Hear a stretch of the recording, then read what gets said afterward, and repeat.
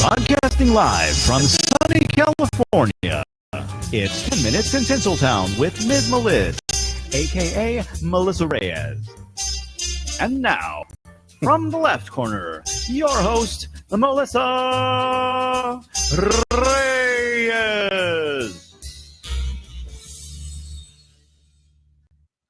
Hi, everybody. Welcome to Tinsel Town tonight with Ms. Meliz. That's me, Melissa Reyes, and I'm so happy that you're here. Thank you for joining us. I know there's a lot of things to watch on Blab and on TV, and it's a gorgeous day, but you're here, and that means a lot to me, so thank you.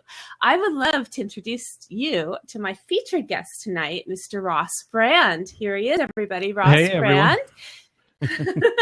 And thank you so much for being here, Ross. Thanks for having me. It's an honor to be on the show.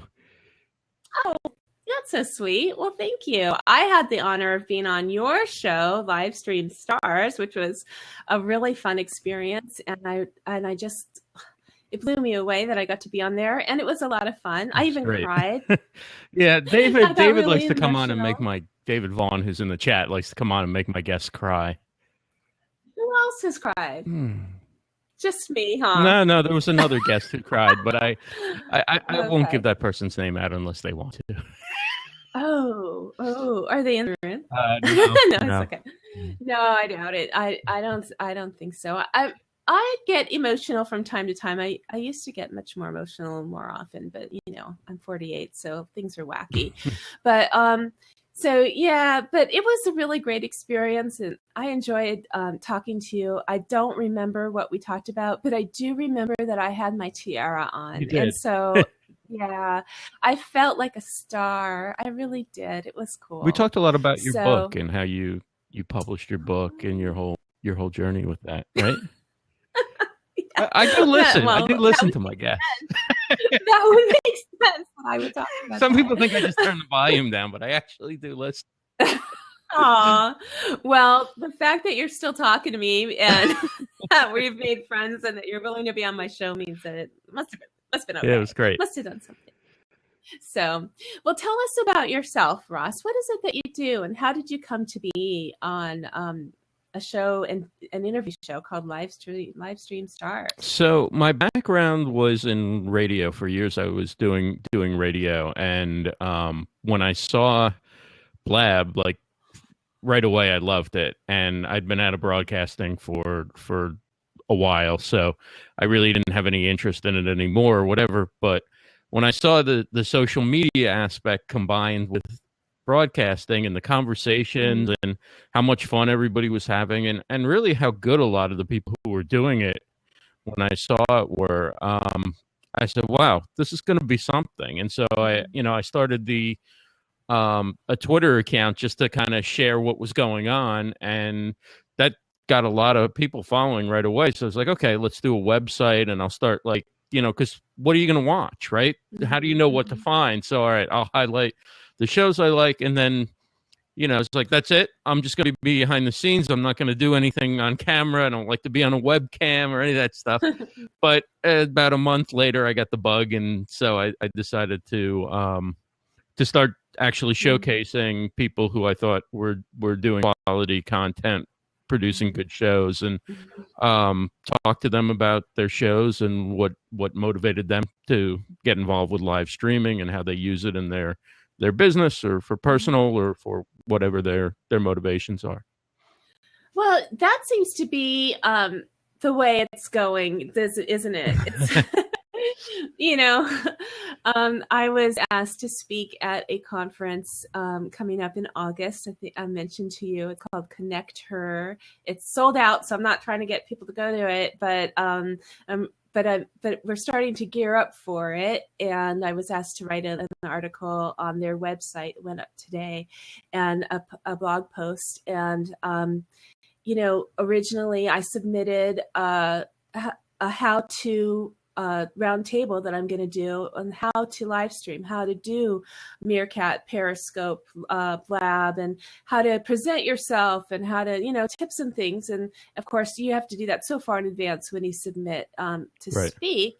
And so now, as it's getting closer, it's now May, it's 100 days away, they're saying, well, what's your focus? And could it be business related? So the whole focus of, I guess it's really a neat boutique conference, because based on who's going to be attending, they really gear it towards those people and make it most interesting for them. And so a lot of female, it's a women's conference, a lot of entrepreneurs and businesswomen who use social media. And so I wrote an article about using live stream for your business, which technically I don't do. But I read it. I thought it was spot on. I mean, I think the principles apply whether you're using it, no matter how you're using it, right? The same things, the same qualities that work for building relationships, personal relationships, friend relationships, community, whatever, the same principles that apply for,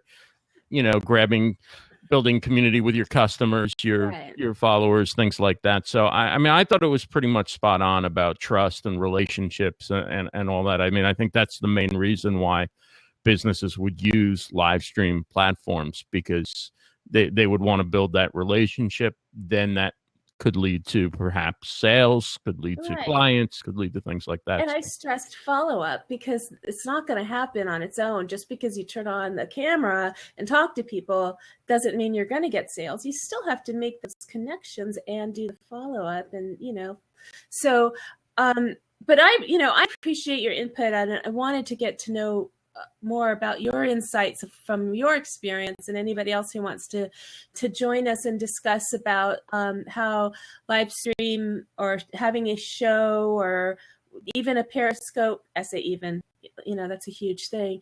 But speaking to people through this medium has changed their business or increased their business. And because I don't have measurable facts to give, what I presented was what I know instinctively, what I've learned, and I'm a blogger, so I know how to write about what's the buzz going on, what people are saying. And I did show some examples in the pictures from like Brian Fanzo and different people that are saying the same message, and everybody's talking about building relationships. That's kind of a no-brainer for us.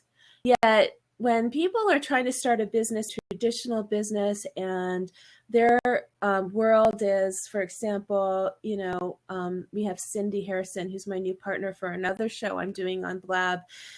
She's in the art world, and the art world, and doing decorative art projects is very much built around the classes and product, and representing a product and selling the product and having the courses and bringing it over to being online.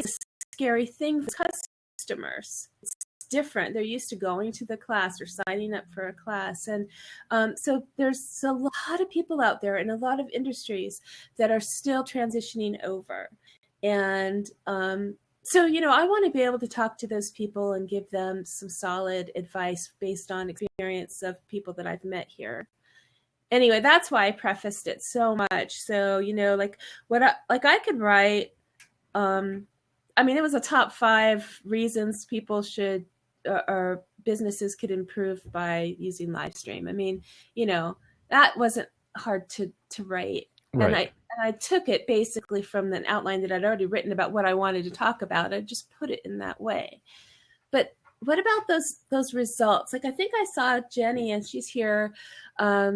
She's the most wonderful, cathartic shover, and has really motivated me. Yes, you are, to get going and to stick to my goals this year, and really put things in perspective. And I took, a lot of her advice and use it every day. And so she said recently that her business has doubled since she was on Blab, I Wow. believe. And Sandra Santorino says that hers has doubled from Blab to Snapchat since in the few months she's been on Snapchat. And so, so those are a few things I can cite. But, how you've talked to so many people. What kinds of things have you heard that has, those success stories of what really how has it changed people in their business? Well, I mean, I think Coach Jenny is a perfect example, right, of a solopreneur who seeks and helps clients. And I mean, I can't think of a better way than what she's doing, which is consistently delivering great advice, engaging with her community here, using this to be present and to deliver great advice, but also entertaining shows and be supportive of the community. And so if you're a coach, you're a consultant, you're a speaker, you're a writer, you basically have an opportunity to get your message out to a small community, but you don't need to have like 1,000 clients, right, to have a successful business. So you become known. Like if somebody needs a coach, they know Coach Jenny if they're around Blab. If somebody needs a lawyer, they know Mitch Jackson, who's the streaming lawyer. If somebody and so forth. So I think for people with very small businesses who rely on getting clients, I think it's a great opportunity. I think it's also great. A lot of people who may not, have the results business-wise feel it's a great way to test out material like speakers, the things that they talk about on Blab. They can then see what works and what doesn't, refine it before they give a presentation. I think, like if your goal is to sell like more widgets than Walmart, I think doing a show on Blab isn't going to do it for you, right? But if one or two or 10 clients could make a huge difference in your business, then you can talk directly to those people and you can show them what you know in a way that the blog post doesn't have the same credibility, right? I may have followed you on Twitter before we chatted on Blab, but I didn't really know you. Now I know you almost as well as if we had met in person, right? Yeah. Where text is just, it's words and you don't know whether the person behind them wrote them or not. But on Blab, you can see how people react to live situations, how they react to questions, how they interact with other people. And that really builds trust. It builds credibility. But it's not easy. And you look at how consistent Coach Jenny is and how much she puts into, being on a schedule and being on Blab regularly and promoting it and everything else. I'm doing it because I enjoy it and I enjoy the relationships that I'm building with people. Do I think that there may be a benefit down the line for me? Yeah, because I think eventually video is going to be even more the thing on the internet, right? It's going to be what we all are consuming. So why not develop the skills now and get into the game? But I'm doing it because I enjoy it. If I didn't enjoy it, it's too much work really to do it on the hope that, for me, that it might pay off down the line, whatever. But I do think like nonprofits should be on here and they're not, right? Yeah, way telling more, their story. I mean, it's fine to do an annual report and it's fine to talk about, Senate resolution X number, whatever, right? But to come on and talk about how what you're doing is impacting the lives of, real individuals and, one story can make a difference. And I think like Periscope or Facebook Live can be great for universities who want to show off what goes on in a program. Because if you put a recorded video on YouTube, right, you can tape 10,000 classes and then pick a good 5 minutes out of it. But if you live stream, then people know immediately, okay, this is authentically what's going on. They didn't, this isn't the best 5 minutes that ever happened at that university. This is, hey, here's a class and we're going to show it to you, good, bad, and different. We don't know what's going to happen. And so I think also for businesses, for bigger businesses, it's about giving people an access and like personalizing the brand a little bit so that they're not just a nameless, faceless company, Right. but here we can show you our employees and why they're passionate about our product. We can show you if you're trying to recruit, like human resources is recruiting talent, we can show you our employees and they can talk about how they develop, but also just show you the culture behind the scenes and give you a real view of it. Right. And so there's a lot of things that can be done with it, but it's not the next step necessarily to the sale, right? I mean, it's a much longer game and it's a lot of work. And I do think businesses should start learning about it now and start figuring out how they might be able to use it in the future. Because I don't know whether Blab will be here in a year from now. I don't know whether Facebook Live will be the thing. Probably. Facebook seems to own the rest of the world. Why not live streaming too, right? But in some form or fashion, right, the ability to deliver high-quality content on live stream platforms, which is also shameless promo, like the theme of my show kind of, is going to be important for businesses. It's going to be important for solopreneurs and I think everybody eventually, right? So, when we're here all the time and we're meeting people and we're talking the talk, I don't think a lot of times people realize that we're just the tip of the iceberg. We're barely breaking in. There's so many people who don't know what Periscope is or don't even use Facebook because, when they tried it one time, they, were, I don't know, some old boyfriend came on and tried to, get in touch with them. And so they don't do it anymore. I mean, there's so many people like that in real life, so like, I just, I think it's important just to remember, that point, like you said, we're learning something that we can teach other people, that we can share with other people, and that we can be good at as it grows. And so even though the podcasters and the people who've been live streaming for a really long time, because it has been around for a long time, right, it hasn't been mainstream and accessible to everybody the way it is now for free. Just a quick story about that. When I went to buy a microphone, I tried a couple different ones and whatever, and I went to a couple different stores, and each place I went, I mentioned I need a USB microphone for live streaming, right? Nobody knew what I was talking about when I said live stream. I said, have you heard of Blab? No. How about Periscope? Yeah, I might have gotten maybe 30 to 50% nodding their head on Periscope. So it's like kind of like Periscope, except it's a talk show kind of format with four. So, people even who for like audio and video is their business don't necessarily, this isn't top of their mind yet. There you go. So it's the depth of the connections, not the range of people, right? You're not going to meet thousands and thousands. And I mean, you could go out on the street corner in LA and yell at the top of your lungs and have more people hear you than doing a show on Blab, right? I mean, you could do a show on a college radio station and get more people listening than you probably get in a room in Blab.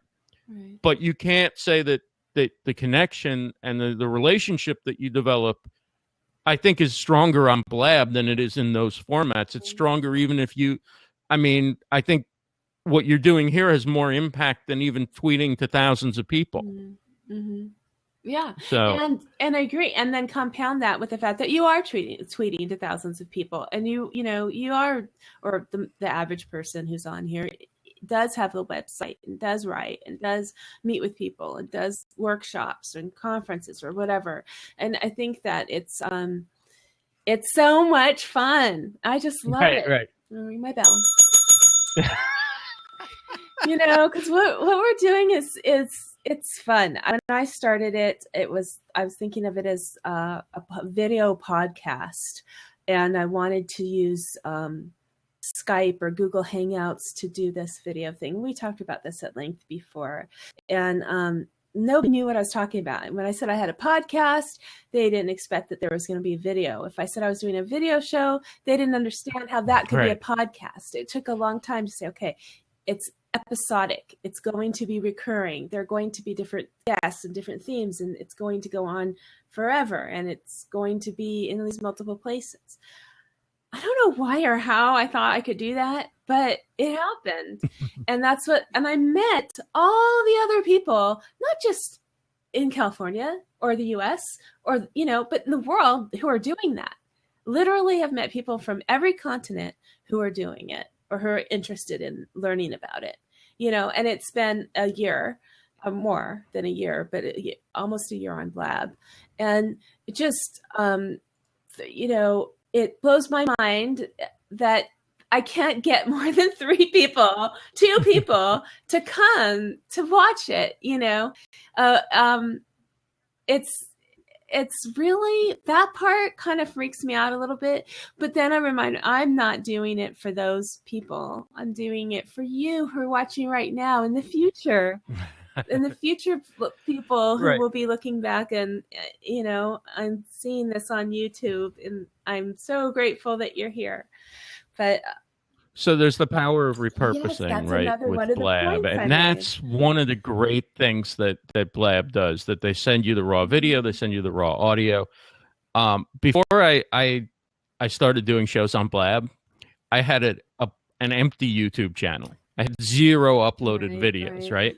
Now I have like 25, 26 videos on my channel. So it's cool. It's cool, right? And one of the things we talk about, like from a HR perspective, is more and more your digital footprint is becoming as important as your resume, right? Because anybody can hire somebody to write a resume or fake things on a resume, but you can't really fake what's on your digital footprint. So, you can game the system there too, don't get me wrong, but but the fact that somebody can go and see, like, okay, he's done 25 videos in the last, 5 or 6 months, it's like, okay, he's been doing something with his time, right? He probably can back up that he can do a show or whatever. So, I think there's a lot of value beyond, just looking at numbers of who's in the room and whatever. There's the repurposing. It's part of your resume. That makes me so happy that you said that, because I have 115 videos on my YouTube channel. I have more videos than I have followers on my YouTube channel. So, but it's amazing. It's like, when I wrote my book, I think I told you about that. Like, I took those blog posts I had been writing for years, and I had over 50,000 words. And now I have this body of work. It's my YouTube videos. And so it is so important. And people get discouraged when they don't see a lot of people in the room, or, things don't go exactly how they think every week. But it is still important, and it is wonderful. And Candy, who's in the side, who was my first Blab person, we were in the same Blab when we first got on, as we were testing it, and she's in Japan, and we've been friends ever since.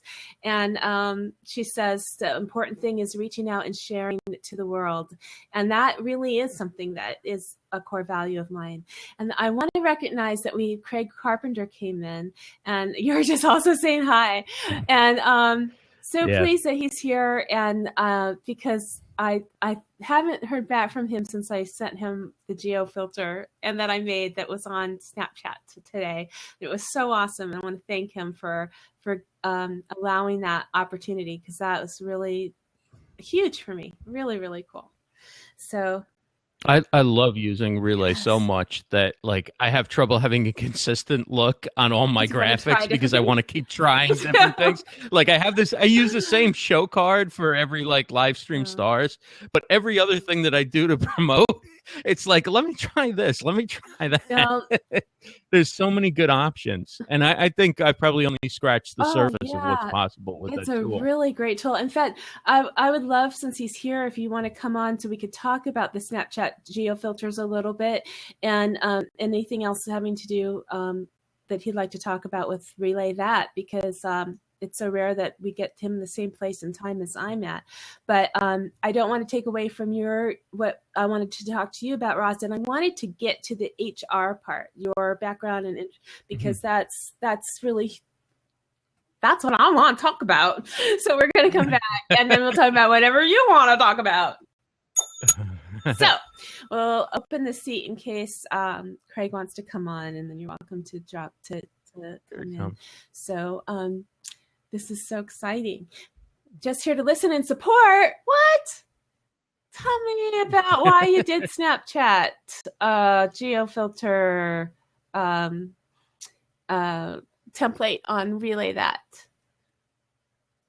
And So now anybody can use yes, Relay I'm to twisting your design arm. their own.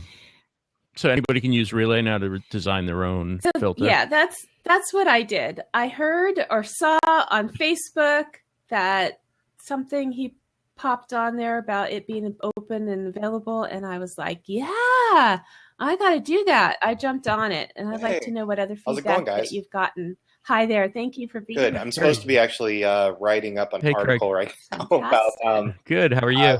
It's for something. There's actually someone that has. Her name's Fabian, and she reached 200 episodes. And it was interesting. You were talking about having more videos than the followers. It's just I think we've all experienced that where we're creating content and we're like, this is going to be the most epic thing I've ever created, and it's going to go viral. And you just like, I know that in my head, and and then you release it out to the world, and you're like, oh well, that's right. It could happen. It feels good to be able to finish it, but at the same time, like we live in this world of validation where we're like, oh, it would be nice to kind of have something, have my 15 minutes of fame. So. Right. Right. Well, that's the theme of my show, Tinsel Town, is about giving people who might not ever make it huge, giving them a chance to be in the limelight, because I believe everybody's a superstar. But, that's a total cop-out, really, because that's just a chance for me to say, I'm a superstar and nobody else has to care but me. And so I can wear a tiara and put the red lipstick on and feel like I'm a star. And anybody could feel that way. I love both of what you're doing for different reasons. And that's really, why I'm here to I try and support the people that have supported me, or just that I like, or I like their personality, or I like what they're doing. But I will say that one of the problems is that the amount of content that's out there right now, it's really hard just to be on the receiving end of it and consuming things when it's even just hard to create things.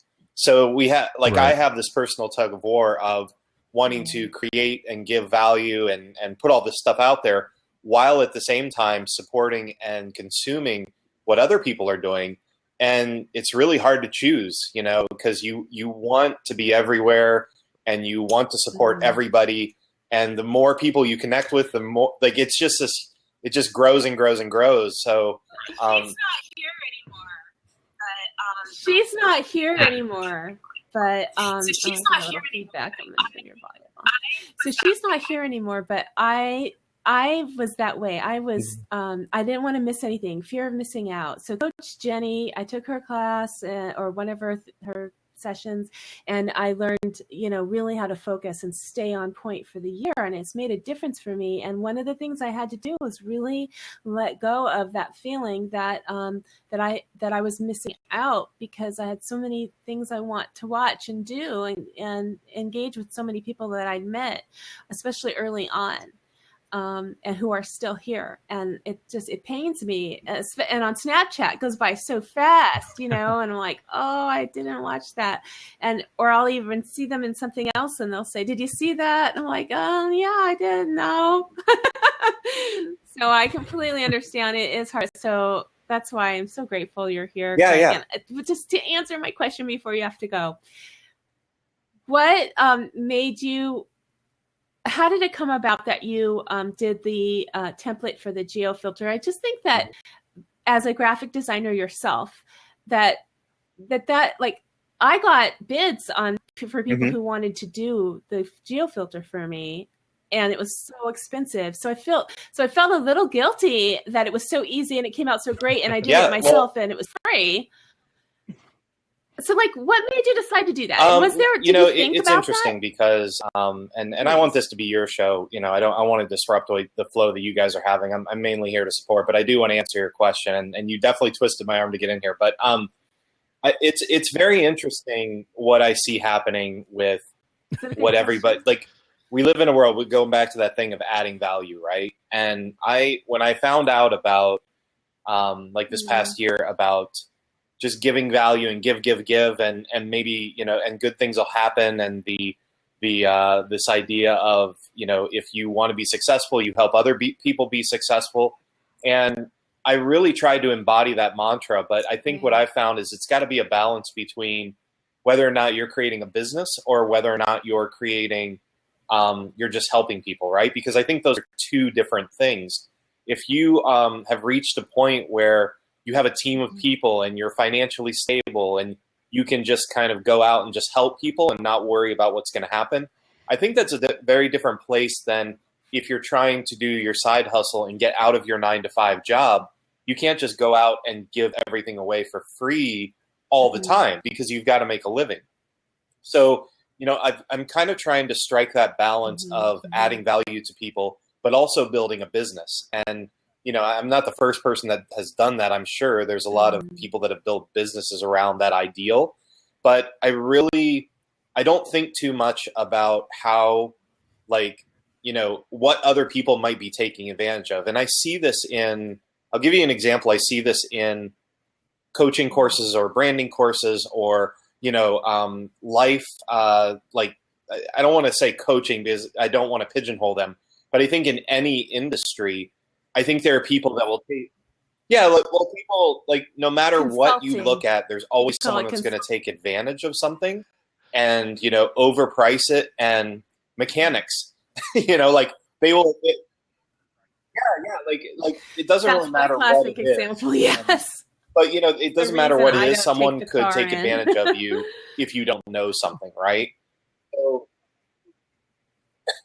you don't know what you don't know. Right. And now the cars are so complicated with computers and all this stuff. Yeah.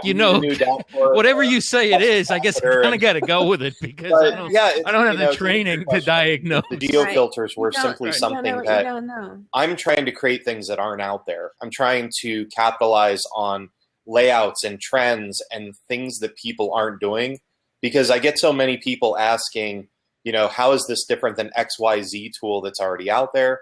And I don't want, I want to move into a space where people start asking, how is XYZ like Relay? Or why is this better than this? So I'm kind of trying to just create something that is different and fills the gaps that are not out there. And, Well, that one I think really did. I mean, I didn't go searching for ways to do it. Let me tell you just how it worked out for me. So I started seeing geofilters that were personalized, maybe even before they were personalized. It was before social media world, where that's where a lot of people had their personalized one. But and so Ben Livermore was the person, I don't know if you know him, on Snapchat, who said that he was making geofilters. So I asked him, I said, ultimately, I think I would want my geofilter to match a business card and a new logo. So how much would you charge for all of that? Well, he's a real professional graphic designer, and he's going to come up with a concept and do a consultation, and he's going to include the charge for changes. And he gave me a beautiful bid or whatever. So it was estimate, I guess. But it was way out of my budget. I mean, I don't have any income for what I'm doing. So, I have a job, but for this, I don't have an income purposefully, because I'm just... And, I think, I didn't mean to interrupt, but I don't want to make it sound like people, just because people charge what they're worth, that they're taking advantage of people either. No, and I don't think he was at all either. And he was willing to work with me. And he, we talked about him being on the show and doing different things and just getting the bare minimum. And he was like, well, how much can you afford? I mean, all of that. Great guy. There's a couple of other ones that are doing it. And I talked to them all because I was just so excited I love visual things. And so, anyway, then I saw at social media world, a lot of people had theirs up.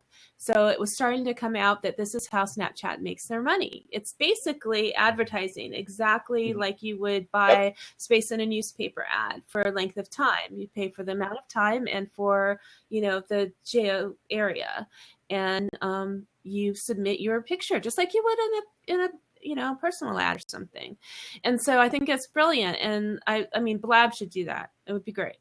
But, so anyway, I saw body Jones, I think his name is Body, Badi. He's another guy that was at Social Media World as a attendee. You know, he's just there, and he has his geo filter up. Well, it's kind of simple, and he said that he did it himself, and he was saying how to do it, and I thought, dang, you could do it yourself? Wow. Okay, so it was the nuances of doing it were still a little too digitized for my brain. You know, just kind of like little like, I don't know if I could figure. You know, once you start talking in like pixels, and so I'm just. Mm-hmm.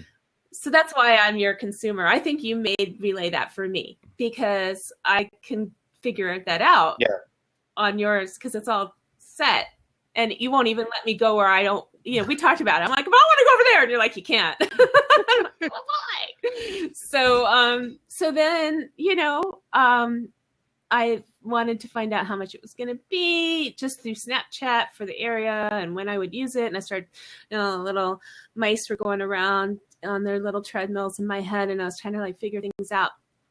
And then I heard that you had made the template, and I was like, well, yeah, I mean, I love what Ross always puts out too. Like he was saying, like you say you're not too consistent with what you're doing, but I've been actually looking a lot at this, Ross, and I think what happens is when people create graphics that are too consistent, like it's the same every time with the exception of maybe a small picture, people tone that out because they're used to toning out commercials that they've seen before or the ads on the side. They're like, oh, I've already watched this episode. Yeah. So I don't, you know, I think that there can be a consistency or a vibe to a brand, but personally, I think that, you know, it's okay to mix up or give something a little bit of unique qualities inside your brand to really grab people's attention. I mean, that's why animated GIFs are really like, you know, there's animated GIFs for everything now, and you can just really grab somebody's attention with something they haven't seen before. And what I'm also learning is that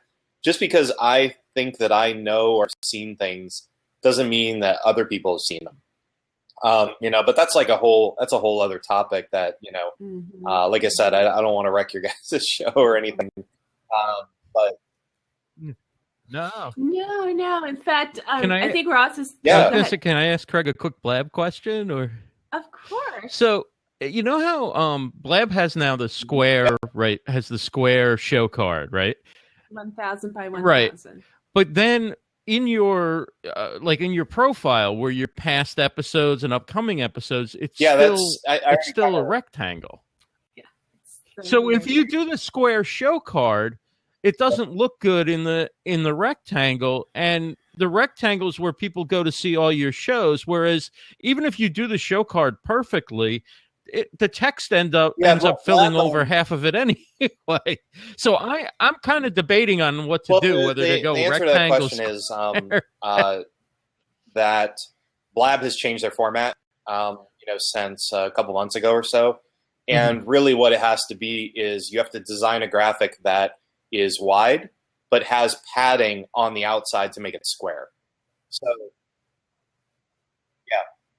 And that's what he's done. So your information is in the center, so it looks great in the square.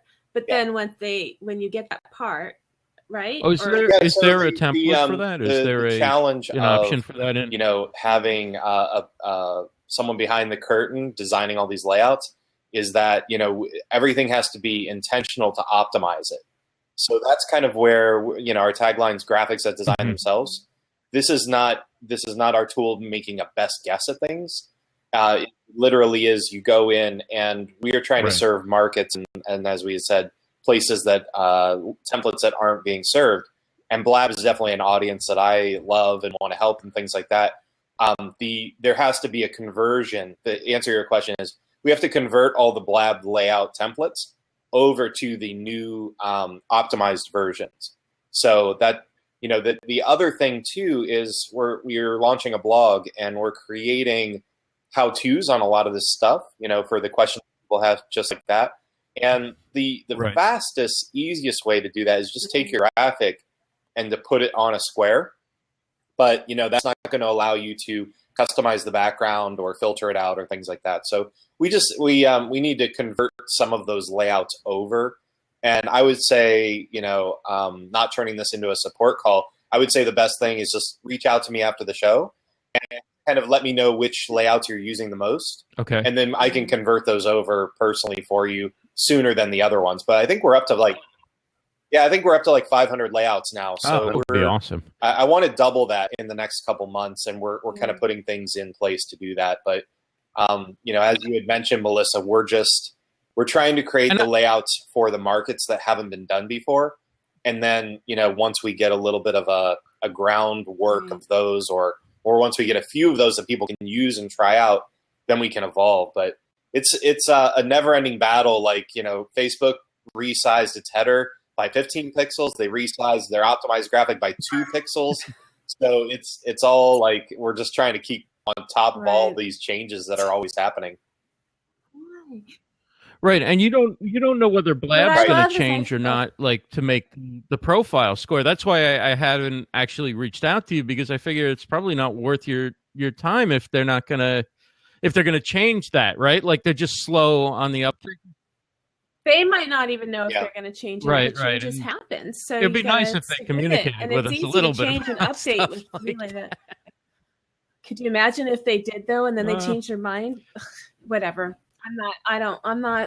I'm very supportive of Blab. I love Blab, or I wouldn't be on Blab so much. That's one of our mantras is like, we don't want people to have to come in to think, like, as you were saying, Melissa, think about the pixels. We just want people to come in and know that if they click on the word Blab and, or the word Facebook ad, or, we're actually going to have searchable stuff in there. We have a lot of cool things that are even beyond what we're doing now. It's just a matter of, my what's that phrase? Your appetite's bigger than your mouth, or whatever that, like, my vision is bigger than, too much on your plate, then you can eat. Okay, so here's the thing. I like that I could take my Blab card, if that's what you're going to call it, for cover card for my Blab show. It's square, it's in the middle, it looks great, it's fine. Then you look on it on the Blab thing, and it's the other size, and it looks pretty good. And then when I make my blog posts about the show, I'm going to use that on my WordPress as my featured picture, so that then when I tweet that out or put it on Facebook or Instagram even, it's going to fit. And it does. And it's brilliant. And I think maybe that's why they went to Square, if there's a reason. That, so it will. Hey, Ross, is it when you're sharing it that you see that? I don't know. No, it's just that when you go to the Blab page, like you're on this page before the Blab starts, right? It becomes like a little tiny square, which is like half filled with text, right? But when I go to my profile, and it shows like upcoming Blabs, past Blabs, scheduled, whatever, they're all like this thin rectangle. And it looked fine, kind of typical, like twice as wide as high, that kind of layout, right? And so those look really nice when you make that the show card image. So like I'm kind of debating back and forth, like maybe it's better to make that the show card image, because if people want to watch a past episode or see what's coming up in the future, at least they read everything in like nice size, whatever, not cramped into like a little square with. Well, I tried. There was a point where I tried to design around the text in the first Blab show cards, and it just the design you had to put so much stuff in the upper right corner that it looked a little ridiculous. So I think the answer to your question is that I think the best design is create something that's a 1x2 across the middle as a stripe, and have 50% split, 25-25 on the top and bottom. And then you'll get the full experience of the square graphic. But then when it's shared on Facebook and when it's in the upcoming schedule, it will look like that. But I think that you would want to put nondescript areas in the other one. And as you know, with Relay, you'd be able to click a button and see the other square version of it anyway. So I feel like I've train wrecked your show here. But yeah, that's the it's not like that. What I think I could create for you guys that would be the solution for that. because I often create a separate ones for Instagram than for what I post on Twitter and Facebook, which is great because it gives me an opportunity to show it from a little bit different view, right? If you look at So the blog, the blog that we're making now, when you actually click on each of the social media graphics, there's I don't know if you had a chance to meet Dustin out at Social Media Marketing World, but he has something called Social Warfare, which is a plugin, and I think it's the only plugin that does this. But truly, what we're moving towards that nobody is really talking about right now is the need or the ability, depending on how you look at it, to be able to click on a Pinterest button and share a Pinterest optimized graphic, to click on a Facebook button or Twitter or Instagram button and share those optimized platform graphics. And so right now we're kind of trying to do the eat our own dog food. So if when we launch our blog, we actually have 4 or 5 different graphics for every single blog post, which sounds crazy. Like that's a crazy amount of content, right? Right. But we're truly trying to make it a one-click option in Relay where no matter what graphic you find, no matter what graphic you're putting it on, in one click you can have those 4 or 5 optimized graphics that then you just attach to a blog post through a plugin like Social Warfare or something like that. Or I don't know, like I think all of this technology is just like we're moving towards all these platforms that are always changing, and you never know what you're going to need to create. So your job is hard. Yeah. Your job is hard. That's hard. And it hurts my brain because I've always been the end user, and I understand that whole wanting to have a different one so it fits in different place correctly. But then I also enjoy the automated features that I have with my WordPress. So that when I hit publish, it's going on Triber, it's going on Twitter, Facebook, Instagram, a couple of Facebooks. It's doing Tumblr, Pinterest. It's going everywhere. I can't make it have the right size picture. It has to use that one, and whatever one they pull. Right. Sometimes they don't even pull the featured image; they pull an image from it. And if I use a tweet this in there, it takes the stupid little bird and takes its picture. So I've learned to not put that in until after I published it. I share each one natively because of that. Things. I share each one and I pick the image and. I don't have time to do that. This is not my job. And this is you know what we were talking about earlier, like how there's the repurposing and there's that benefit of Blab, right? I know. Oh yeah. Like somebody said once that 20% of the time should be spent on creating content and 80% should be on sharing it. And I know I'm always focused on like the next show. What it's going to be, how's it going to be good, who we're going to get, how do I promote them and whatever. But once the show's over, I never I'll share it maybe one time, like thanks to Melissa for being a great guest. And, here you can listen to the show here or whatever. But I should be sharing those shows like regularly on Twitter and elsewhere and making the most of that content. And I forget to, I'm focused on the creation process, not on the sharing process. I have some tips for you in that. And first, I want to ask you if you are on Triber or if you are aware of Triber. Okay. I want you to be in my tribe on Triber because for that reason is why it's like on about a 3-week turnaround. So like right now, they're still tweeting stuff I did a couple weeks ago. And because I've got Simple Press, it goes twice, so it's overlapping. So 3 or 4 shows are always being tweeted out, and I'm like you, Ross. When you asked me about what time we're going to be on tonight, I was on a show with Cindy talking about our show that's happening on Sunday. And I was like, I'm a little distracted right now.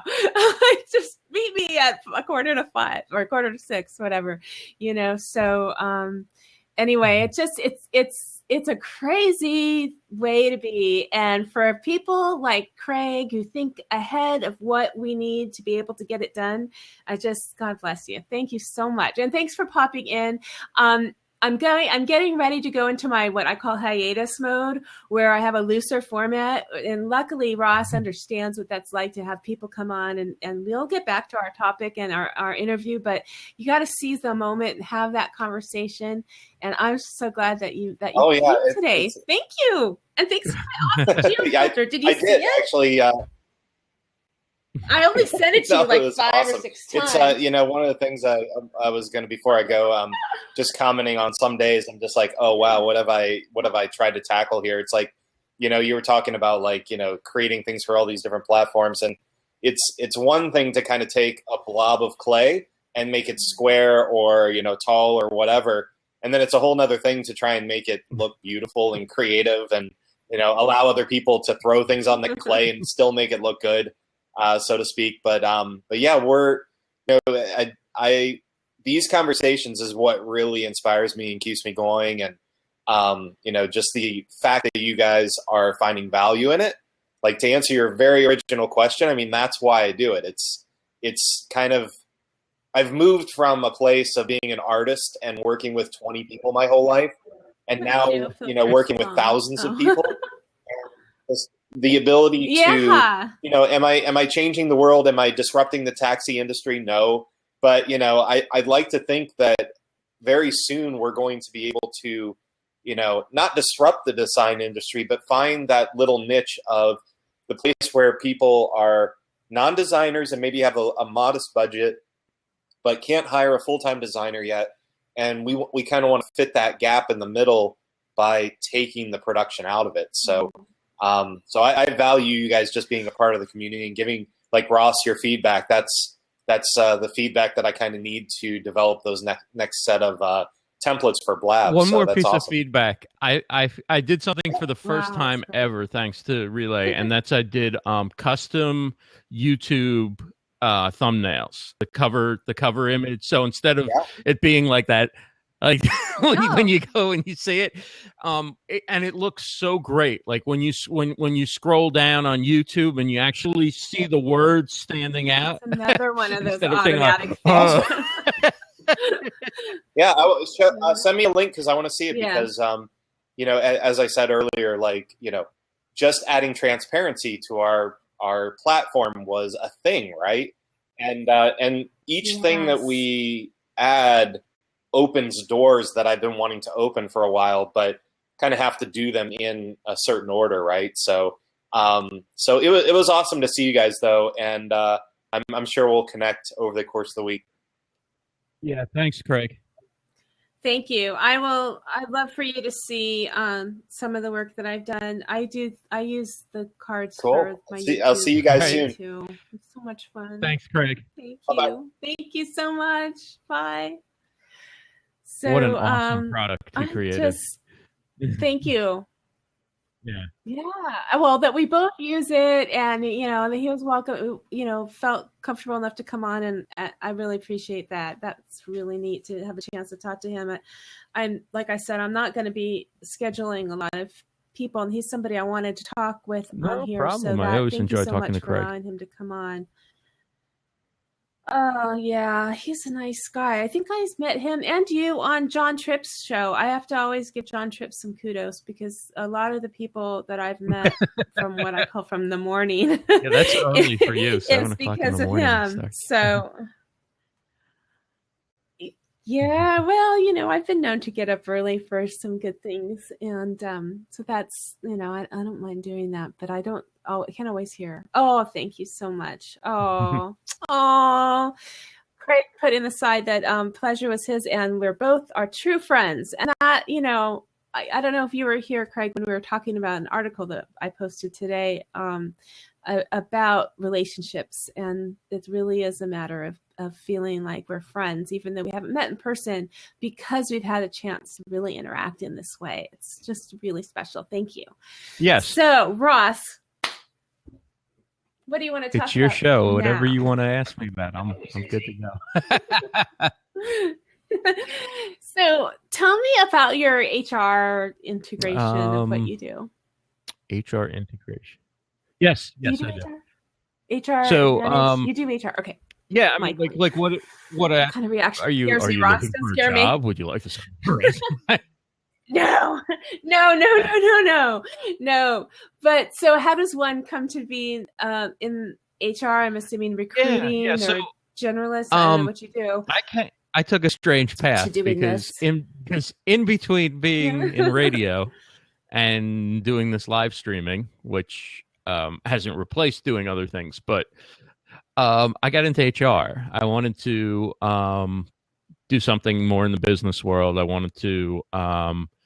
I just felt like a lot of people go from broadcasting or writing, and they want to get into the business world, and they go in through PR, they go in through marketing. Well, because that's the natural. Like you're going to take your communication skills, you're going to go into PR, right? So I figured, okay, HR needs those same skills too, but nobody thinks about going into HR from that. So I went into HR, and I went to NYU. I got a master's in HR. Sure. I'm going to ask you to hold on a second. Okay, so we're back. So I wanted to welcome a few more people who've come in and out of the room, but thank you for being here, Coach Jenny, and my good friend Mary Lansing. She's a blogger, and she was one of my very first guests last year, I don't know, however long ago it was, on Tinsel Town Tonight when I was back in doing it, recording from my bedroom. And using my laptop, and we were using, what did we use, Mary? Was it Spreecast or Big Marker? Have you ever heard of Big Marker? It's a webinar thing. Okay, so Big Marker and Spreecast and Livestream and Ustream, they all do this same kind of thing as Blab does. Blab just does it much, much better. And so anyhow, I tried a few other things, and Mary was there along with me. I think she was maybe the second interview. And so you've moved from the bedroom studio to your famous my actual studio. Yeah, well, like literally the background was my bed and the headboard, which I do most of my snaps from there anyway. But I was like sitting across there, and I would try to angle the camera so you couldn't see what was behind me. And so the best thing about moving into this room was having the background for me, for having that, and to be able to put up my art. And this is my art studio and my studio. My husband has helped me out setting up with the camera and the microphones and the lights and the mixer. And I mean, I'm so lucky. I really am. It's really great.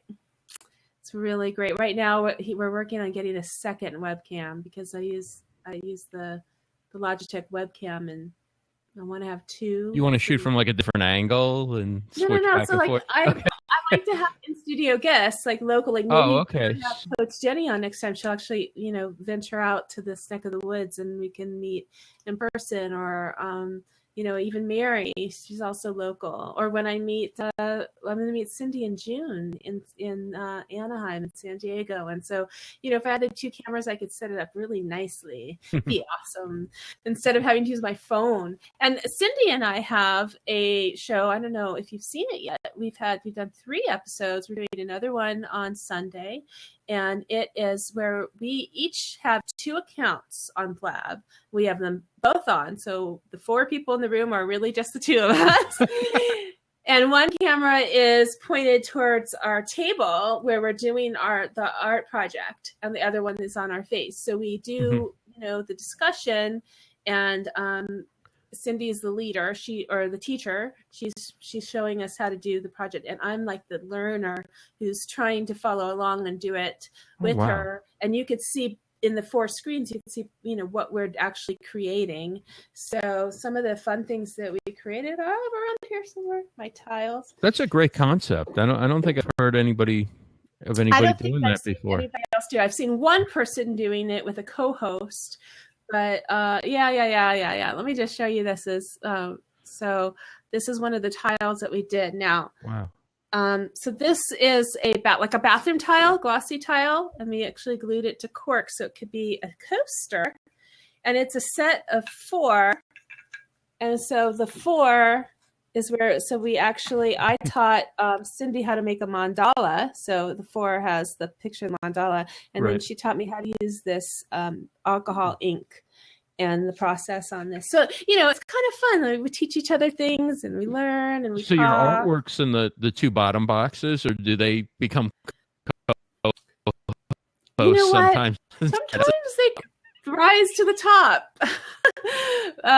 We had if it's a really great work of art, it rises. We're still working. We're still working on that, but because of the Blab continuity issues, sometimes I have to go back out and come back in again, and it's hard to get it all. And then also we were trying to share the screen and I did a video promo, so we were trying to play the video promo in, and then in order to do that, one of the squares had to leave. We call it the hands in the face. One of the hands had to leave, so it's really fun. Anyway, enough about me. Ross, let's talk about you. I'm going to give you some pixie dust. Okay. So you have a business where you do HR recruiting and placement, or are you? I do consulting. And I help people with social media in the HR space. Oh, that's neat. Okay. That's neat. So social media, employment branding, things like that, using social media to help with recruiting and developing their employment brand. Okay. I've never worked in the recruiting, but I've worked in the hiring process a lot for businesses. Right. As an executive assistant, kind of are the liaison between departments for, lots of things. And so... The one who says Mr. Jones isn't in right now. Sorry. When Mr. Jones is standing Mrs. Smith there going... Mrs. Smith can't see you right now. She has 5 other people in her office in a meeting. We'll find... Thank you for applying. Your talents just don't have the right fit at this I had to deliver those calls. That's for sure. No, you know what? When you're... Some assistants really embody the whole soul of the person that they support. And so like in my position, it was really more of a project manager, but we were hiring district managers and managers for banks. And so my boss just never had time to look through anything. So I had to go through all of the resumes, and I did really a lot of the selection because I had to narrow it down to ones that I knew he would want to look at. So I had to know him well enough to be able to take in all of those. And then at the time, nothing was automated. This was over 10 years ago. So, things were automated, but not the way they are today. It wasn't like people were applying online. These were hard copies, and everyone had to have a letter or a phone call or both in a response to what was going to happen next, whether thank you very much, we'll keep that on file, or, we'll be letting you know, or can you have you come in for an interview? And then I would have to schedule the interviews, and then the interviews had to go through different levels of management before he would see them. Mm-hmm. And then they would have to go through a panel. And so for it to be qualified for him to make a decision, they had to ask the same questions to all of the respondents. So I had to come up with the questions. So I was literally doing the interview questions too, and then putting it out into a format where they could fill in their responses after they met with them. And then I would have to take that data and present it to him in a way that he could eliminate. And it was a huge process, and I learned a lot about HR. So you're doing a lot about You're doing a lot of a recruiter's role, or and part of a recruiting coordinator's role between scheduling and then doing the recruiting stuff, screening and writing the questions and scheduling interviews isn't easy. People think it's scheduling isn't easy. That was a role that I did a long time ago, and since then I work at a school, and it's still upper executive assistant as assistant for the principal of the school. So if he's got 75 teachers that work for him, and he wants to meet with them all in a 2-week space of time to give them a review, or he was very one-on-one and like to talk with them all individually, I had to schedule that around their class schedules and time frames and breaks and, and his especially. And then there's admissions and then there's disciplinary issues that come up. And then, and there's meetings. He's got to go to board meetings. He's got to go to, faculty meetings. He's got to go to team meetings. And so scheduling is a really great skill. It's really neat. And so it really has been something that I've used throughout everything that I do. I like to schedule, out my plan, for this, as well as, what I do with the family and events. And, so it is, I could probably build a business around that. You know how crazy I am with scheduling? I've scheduled my show. I have guests scheduled all the way till mid-November. No, that's not scheduling. That's planning. That is very good planning. So let me ask you a question finally, after I've been talking for so long. So what do you do when somebody cancels, when the time comes closer and they just can't make it at that date? Does that really throw you off? Because are you still doing that, like 4 to a square? He smacks them in the head. Yeah. There's a whole guys go over there and it's very rough. I can't really describe it on a no. You mean on no? I've never had any like on my show. I've never had anybody cancel. Jeez, you're lucky. That's good. Had a Blab crash on me last night. That wasn't a lot of fun, but never had anybody cancel. That's good for you. Yeah, Coach Jenny lived in the New York area. Yeah, you definitely meet me on the Brooklyn Bridge, get fitted for some issues. It's so funny. That's so not what I meant, like what happens to them. Although I do have a blacklist. It's literally black. But what I meant was what... Have you had people cancel on you at the last minute? Yes, reschedule. So you can reschedule a couple times, and then once you reschedule twice, I don't follow up. So did you still do the show? Did you find another guest? Yeah. There have been very few times that I didn't do the show. I usually still do the show. I haven't had anybody cancel me for a while at the last moment. The funny thing about people who cancel is usually they're the same people who are a little hesitant, or I get a sense from them that they just can't say no, and that they're saying yes, but they're really apprehensive about being on screen, or they're not for some reason willing to, but they want to. They have the best intention. Do they tend to be from outside the Blab community? They're not like too familiar with Blab, or is it people who are on Blab all the time? Most of my guests overall, of the 100 interviews I've done, have been outside of Blab.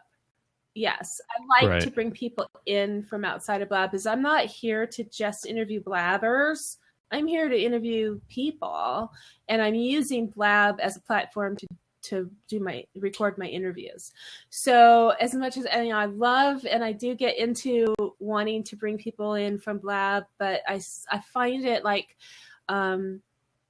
limiting. So, so the people that I interview, and also, I'm a blogger and I do reviews and I interview a lot of authors. So I have an author who's coming out with a book who wants to be interviewed. I'll have them on the show, and then, that they'll come in for that time, and maybe they like Blab and they want to stay on Blab, but they're just too busy being authors that they don't, that they're not here all the time.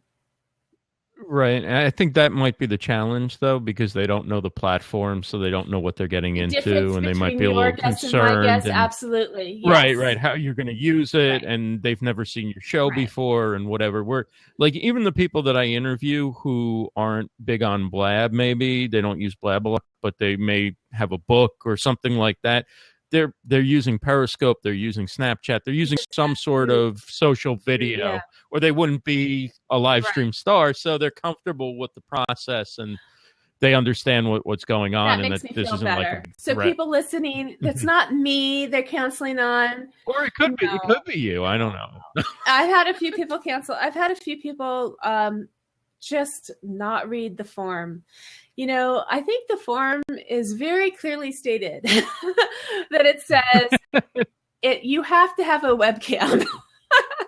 You cannot do it on your phone, even though now it's easier to do on your phone. At the time, that wasn't an option when I first started, and I didn't want people on the phone because it just wasn't as good quality for me. I need to do a form like that. You filled in the form, right? You did the yeah. Yeah, no, but I'm saying like I need to let people know to use a webcam. Yeah, so because it doesn't come across as good on a phone. Exactly, and so I didn't allow it, and then I would have people come and they'd be on their phone, like, you actually agreed to this document. That's a document. You had to say you agree. And, or, there's a few people who I've let on who answered not sure. And I added that just for those who are not sure, but they still want to come on because I'm really, again, not a business.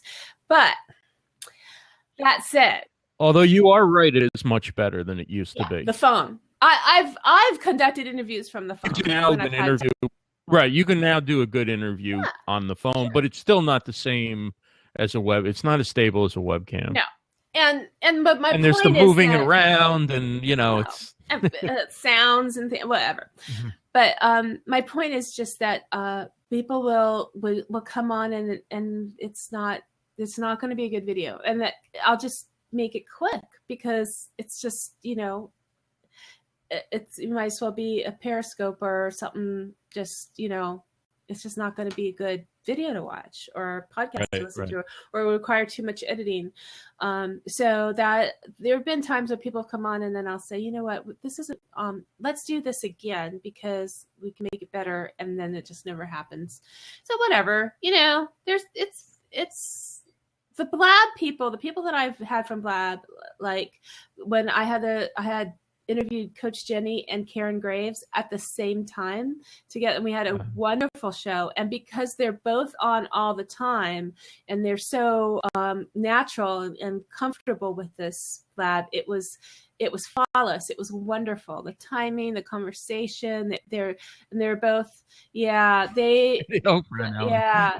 was trying to be Sarah Jesse Raphael, but nobody remembered her. But anyway.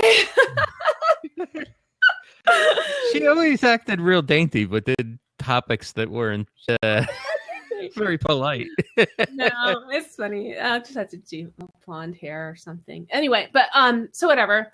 It's that you have a point there. I think if I focus just on Blab people, then it would make a big difference as far as that. But I don't have a lot of people. I don't think you should just focus on. That's not the nature of your show, and that wouldn't be. That would totally change your show. Yeah. But it's just like kind of the cost of doing business, right? Like, the people who don't know the platform are going to be a little scared off about what they're getting into. And of course I do more hand holding with those people. Like I'll kind of go over the form and make sure that they read it, and I ask them to try it. And I've interviewed some celebrities too that have been that way. Like they just want to come on, do the interview, and get out. Right. And so that the technical difficulties that are bound to happen in that situation, it's just like Murphy's Law. They're always going to happen with the person who you least want it to happen to because you want it to be easy for them, but they're not going to take the time to come in here ahead of time, try it out, see what it's like. Or even if they have their people doing it, when they come on, it's the time when they're frozen. They don't want to go out and come back in, or they don't, whatever. They couldn't find it. Whatever. And I've had some people that were like, oh, come on. I've had to walk people through starting a Twitter account. Wow. In order to be on Blab, because they didn't realize they had to have a Twitter account, or they couldn't remember their password for their Twitter account. So they couldn't open it. And like, so I'm on a cell phone trying to help them so they can get on. And so these are people I would have come on like an hour ahead of time. Just, it's been fun. You have to walk them through like the whole interface. This is the chat, and you type in here, and the questions will come up, and you tweet it from. Driven to New York to do the interview in person. There's crazy things like that. But it's all worth it. It's all good. It's a lot of experience, and it's a lot of fun. And so, can you remember something like that? Have you had any experiences like that have just been kind of like, if I could do that one over, I would? with an interview or or radio stories. Yesterday was really disappointing because I got a best-selling author on, and Blab just froze up on us, and he was gone, and that was it. Like, and also like even while our video was still going, I don't really know like how long we were necessarily on for, because you know how like I had frozen and you noticed it, but I didn't notice it, and I'm thinking everything's fine, and I'm going on telling you about my life, and always like when you're on the phone and you keep talking and realize at some point the phone dropped. Right. So if I couldn't see any new people coming into the room, right? Like it was by far the smallest number of people, and the chat probably stopped like 15 minutes in. But we kept going for 40 minutes. We kept going till about 40 minutes. I bet all that's lost, right? I bet only the first 20 minutes, if that is what's there. It's so interesting, Ross. It's like we already expect for this to work all the time, and when it happens like that, it's so disheartening. Yet when it first started, that happened so often. I used to record on just a regular handheld extra video camera on a on a tripod in the corner. In fact, I don't know if Mary's still here listening, but when I interviewed Mary, that's how I was able to do some editing and have multiple video. And I had a second audio just for backup because the programming was so sketchy. You never knew if your audio was going to come out on the recording or if you're, it was so bad. So like what we have now is it's a dream. So when it happens like that, it's unfortunate, but it's come so far. Well, it's very complicated to do what Blab does, and we take it for granted because they make it so easy for the user that we forget how complicated it is to get this video and 4 cameras and all this stuff to sync and But I definitely am looking into like a screen recorder or whatever to tape on to tape. What am I? Yes, I'm going to go into the film room. I'm going to go into the film room and do the moving pictures. No, but I'm looking to like screen record on another computer or something while I do this so that I don't lose it. Yeah. Because if I had done that, even if Blab crashed, right? And even if it froze up, we'd still have. Yeah. I'm going to program the VCR. I'm so glad we don't have VCRs anymore because I could never figure out how to program the VCR. I worked in radio, but I couldn't figure. I didn't have the technical to program my own VCR. I was watching a movie. You can cut that out of the room. Oh my god, that's okay. Nobody's gonna watch it anyway. No, I was just kidding. But yeah, so that's the advantage of recording it, because even if the chat stops working, even if nobody can watch it, if you're recording it on your screen and the two-way connection's still working, I could have had a show that I could have repurposed. Sure. Or like that time when I was literally, my face was frozen the entire episode and the people I was interviewing just thought that's how it worked. I can see her smiling and she's talking, but I can't see her mouth move. Like, it was funny. Oh my gosh. One time I interviewed somebody, it was a group of authors, and they had all written these chapbooks. It was called these small little, do you know what a chapbook is? It's it's 1,000 words story, a fiction story that's told in 1,000 words, a very, very short story.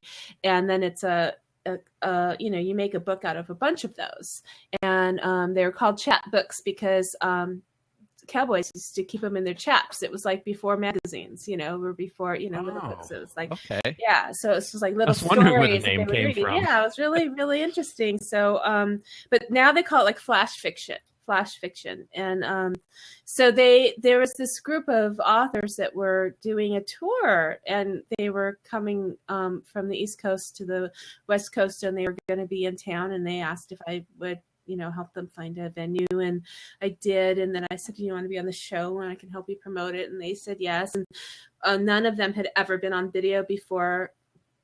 one was afraid to be on video and just stayed in the chat, and 2 were on screen with me, and 1 just didn't even show up. So we never found out what happened to that one. But there were going to be 4 guests, and we were going to rotate them out. And so of course I had only interacted with 1 via email, and so this was a learning experience for me. It was pretty early on. I didn't think to talk to them on the phone or pre-screen them or try a video. It was just all happened the way it happened, and they all came on. And so 1 had a very stoic look on her face the entire time. It was very stiff and just talked like this and answered my questions, but hardly blinked. And it was just like, kind of like that red light camera thing. And the other one was a deer, yet she was from the South, and she had a very slow drawl. And she answered every question like that, with emphasis on every word. It was like, slow down your rhythm a little bit of these.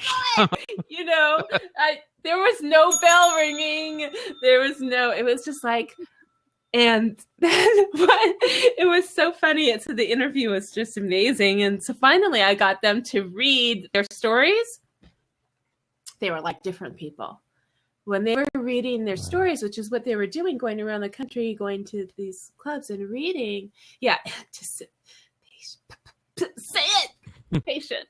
So anyway, when they read their stories, they were animated and wonderful and passionate. And so that, was an amazing experience for me. And I have no idea how I started talking about that, but you were telling me about what your experience was like being, in the middle. And I remembered that lady was like that without it being a technical reason. Sometimes it's just a personality thing.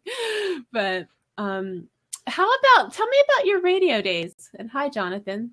I just noticed that Jonathan Chris here. I was like, oh my gosh. Jenny's show has been over now. Somebody's show has ended. So I did sports for about 10 years. Yeah. So I did on air. I did some of everything. I did reporting, anchoring, hosting, play-by-play. Sports. That was on the list of things you wanted to talk about, wasn't it? I don't think so. Was it? Yeah, it was. Did you ever cover like my favorite sport, like shopping? That's a sport. No, I never did cover shopping. Okay. Well, I think there's another one. I think there's a case where an athlete. I think there's a case where an athlete shoplifted and the coach got fired or something like that. But great, yeah. No, but did you ever cover brunching? Because brunching, brunching is a great good sport but... too. Or actually, the happy hour. That's a good one. I'm really good at that one too. That could be a sport, especially if you go for those free appetizers and you do the bar. Okay, what? So very funny. I did play tennis. Okay. When I was a kid, and then I have a purple belt in karate. So I was that was fun, and so never covered karate. Yeah, there really isn't a lot of sports for karate. Well, Karate Kid, it's a big thing. They have. What do they call it? Matches. Did you ever cover a roller derby match? No. Oh my gosh. Have you ever been to a roller derby match? No, I used to watch them occasionally. They're called bouts. Have you ever been to a roller derby bout? Anybody here ever been to a roller derby? Okay. When I was a kid, they used to be on TV a lot. Yes. My grandmother used to love watching the roller derby. Fling them. Right, yeah. It's a very rough sport. It is. It's a rough sport. It's crazy. Oh my gosh. We have a team. We have a team here called the Derby Dolls, the LA Derby Dolls, and you've hosted a podcast called Roller Derby for the Soul. Really? Well, I wrote a very vivid article, blog post when I first started blogging for I was trying to, get sponsorships and paid blog posts. And so I wrote this very vivid blog post, reviewing this event.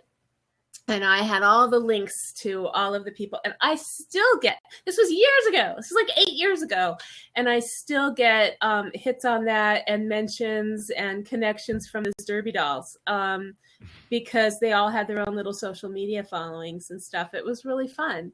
Wow. So, yeah. They just moved. I know they moved from where they were when I saw them, but they have their own little arena. So we were basically in the same business then. Yeah, totally. Because I wrote about the Derby dolls once. I totally understand everything about radio broadcasting and sports coverage. So why don't you tell me? Tell me, what did you do? What was your biggest highlight? What's your highlight reel?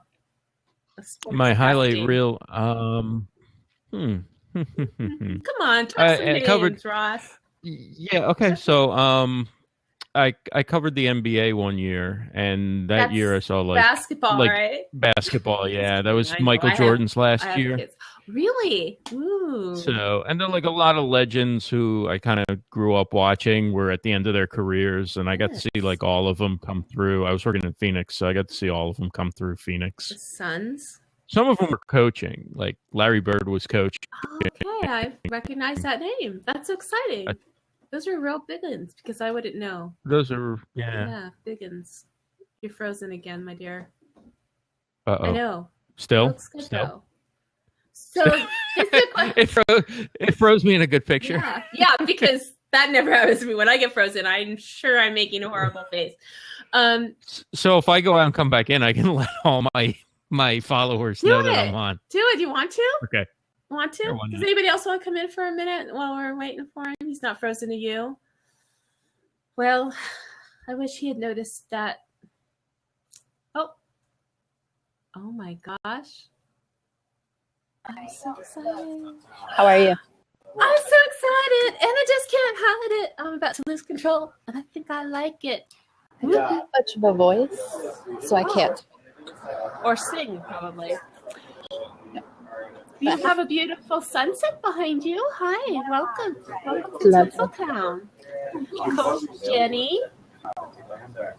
I hear your background sounds. What a cafe. Ooh, it's so LA. Yes, no, I think you're saying so. It's so city style. Hey, Coach Jenny. Hello. Is it hot? Is it warm out? Looks like it's warm there. No, it's chill. There's a nice chill in the air. I wish I had a sweater. It's going to get hot this weekend.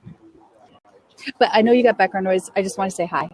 Bye, guys. Hey, thanks. That's so nice. She's so awesome. All right. She's my co-host. We co-host live stream news.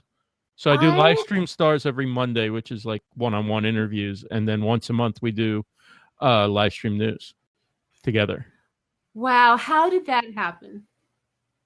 How did that come about? I mean, in the best way. Like, I asked her. Yeah, I asked nicely, and she said yes. And she said, anything for you, Ross, because you're a really nice guy. Yeah? And pretty much. Cindy, who did you ask? Did you ask Ross, too? You. I was like, how many people did you ask before you asked me? No, I don't have those issues. I knew she asked me. It was really, really awesome. And sometimes you just click with people. Yeah. And so their news show. Tell me more about that one. So, I haven't seen it. So I'm sorry. We just talk about what's going on in live streaming as it relates to, news and just, what do we talk about this week already? I've been so focused on what's not working with Blab right now. Yeah, it seems like a while ago, but we were talking about YouTube might be coming out with YouTube Connect, which would be like their version of Periscope, Facebook Live. Thank you, Jenny. We talked about Mevo, YouTube Connect. We had a guest on talk about do-it-yourself mobile video, Periscope. Yeah, we talked about Facebook Snapchat Live. yet, Jenny? We talked about Jenny using Snapchat, right? Okay, Monique Johnson was our guest. Thank you, Jenny. Jenny's got a great memory. Yeah, well, she does. She's got a. See, I see. She could just feed me things. like what to say in the chat box. I know Cindy's doing the same thing for me. I could become like one of those teleprompter readers. Yeah, She just types in the chat. Cindy's giving me questions. I'm supposed to. I should go back on and say, when is your show on, Mr. Brand? Our show is on just once a month at this point, so it's on Tuesday nights, 7 p.m. But generally, the first Tuesday of the month, it's going to be. But Pacific time? No, 4 p.m. Pacific time. All right, thank you. Sorry. No, it's all right. Everybody likes this time slot. Mm. It's mine. People. My time slot is 7 Eastern, 4 Pacific. Oh, it is the same time? Wait, what's she saying? No. You're on at 6. 7 Eastern. Yeah, I'm 9 p.m. Eastern. Right, so we're on at 7 Eastern. So no clashing. That's very good. So you could just lead them right into me. I believe that I own 7 to 8 Eastern, even though I only do a show one night a week, and the other shows like are I do 3 other shows that are monthly, but I think it should still be reserved.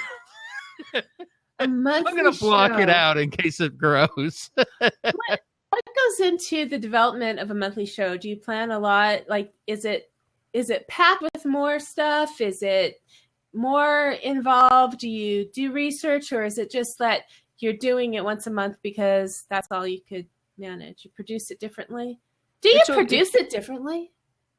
Do we produce it? We do produce it differently. Coach Jenny says we produce it differently. I know. Can you type in the rest of my answer? Can you type in more questions for me? Thank you so much. Thank you,